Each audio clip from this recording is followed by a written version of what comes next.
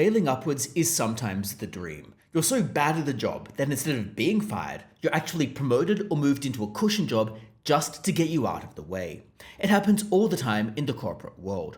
And so it is that Linda Burney is being considered for the Governor General, at least according to the headlines. This news is coming out of the Daily Mail, but it's also been reported by Peta Credlin and Ben Fordham. However, I'm not totally sure how accurate it is. In any case, Linda Burney has given a no-comment response in relation to questions about it. However, this altogether begs the question of whether the rumour actually makes sense, and whether Linda Burney could seriously become Governor General. Now we can see why this is a discussion. The Governor General post will become vacant in 2024, whereupon the Prime Minister Anthony Albanese will need to recommend a replacement. The King, so King Charles, would then typically approve that replacement as a rubber stamp, unless there's an egregious problem with the recommendation. Now one can see a superficial attraction to the idea of Linda Burney becoming Governor General. Linda Burney performed incredibly badly during the Voice referendum. She simply failed to communicate in an effective manner. Promoting her to Governor General would enable the government to move her along, get her out of a limelight position, without it looking like a demotion or a penalty on the back of the Voice referendum failing.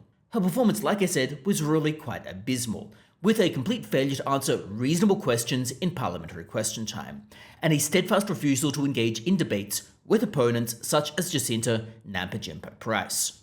This would of course also make Linda Burney Australia's first Indigenous Governor General, which seems to have symbolic support, at least amongst parts of the government.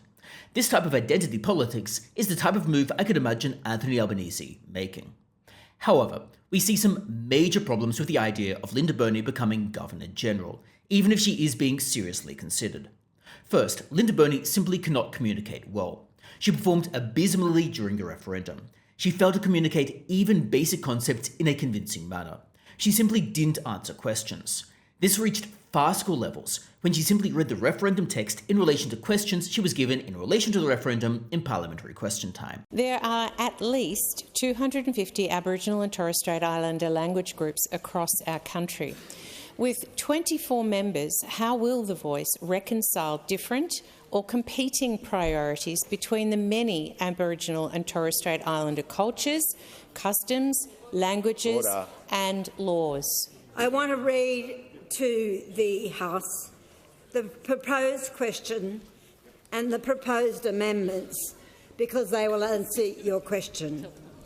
A proposed law to alter the Constitution to recognise the first people of Australia by establishing an Aboriginal and Torres Strait Islander voice. Do you approve this proposed alteration? The proposed amendments, and I read these. Order. It would be appalling for someone to perform that badly and then be promoted to Australia's head of state. It would be perhaps the greatest single instance of failing upwards if that were to happen. The Governor General, of course, must speak frequently and eloquently in public. The position isn't generally political in nature. It generally doesn't involve argument or answering pointed questions. However, the Governor General needs to be able to communicate, they need to be able to go to ceremonial functions, they need to be able to operate as a convincing salesperson, so to speak. After all, the Governor General is the head of state of Australia, and they need to be able to get a point across. Linda Burney clearly fails that test. Second, Linda Burney is simply too partisan. A Governor General is supposed to be non-partisan in nature. Politicians have of course become Governor Generals in the past. However, typically they are either rather distant from their political career or they were seen as widely palatable. They might have belonged to one party, but there was bipartisanship in their approach to politics. Linda Burney, by contrast, is a Labour stalwart. She currently sits in Parliament and she is clearly very partisan in nature.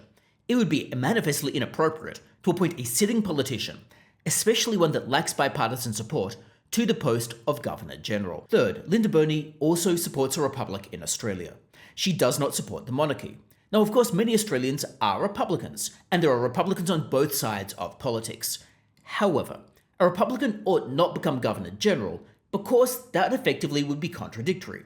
A Republican could only maybe become Governor General if they could credibly put those views to one side while serving in the role. That is, they would need to be rather non-partisan, they need to be rather passive acceptor of a Republican government rather than an active advocate for one. This is because the Governor General is the King's representative in Australia. wishing to sever the monarch's connection with Australia is fundamentally incompatible with being the monarch's representative. It would be as absurd as appointing a vegan to run a cattle ranch, for example. It would be nonsensical for a Republican, such as Linda Burney, to become Governor-General. She would be seeking to undermine the very position she was put into. Fourth, given all of these aforementioned issues, appointing Linda Burney as Governor-General would simply cement Anthony Albanese's demise at the next election. It would be bad political strategy. It would look outright nepotistic to appoint her in this context. There are so many issues surrounding her becoming Governor-General, ranging from her competence through to her partisanship, through to the fact that she simply doesn't support the monarchy.